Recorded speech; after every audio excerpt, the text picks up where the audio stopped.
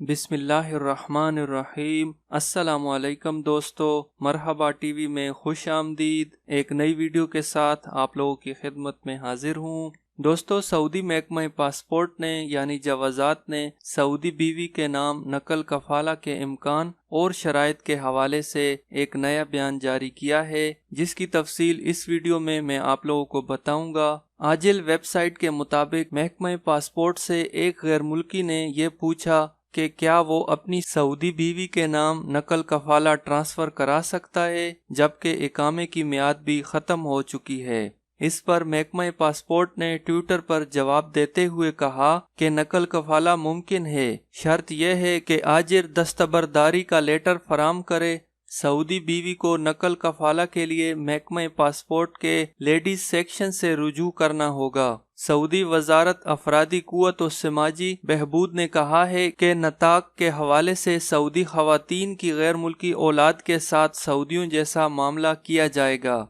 वजारत अफरादी कुव्वत से मकामी शहरी ने दरियाफ्त किया था कि क्या निजी इदारे में सऊदी खातून के गैर मुल्की बेटे को सऊदी जैसा माना जाएगा या मामला मुख्तलिफ होगा। वजारत अफरादी कुव्वत ने ट्विटर पर इसके जवाब में कहा कि नताकात के सिलसिले में निजी इदारों ने सऊदी माओं के गैर मुल्की बेटों और बेटियों के साथ सऊदी जैसा मामला होगा। सऊदी माँ की गैर मुल्की औलाद या बेटे को एक ही शुमार किया जाएगा। उन्हें इन पेशों में भी मुलाजमत की इजाज़त होगी जो सऊदियों के लिए खास कर दिए गए हैं। अगर ये वीडियो अच्छी लगे तो इसको लाइक करें और अपने दोस्तों के साथ शेयर करें। वीडियो देखने का बहुत शुक्रिया। अल्लाह हाफिज।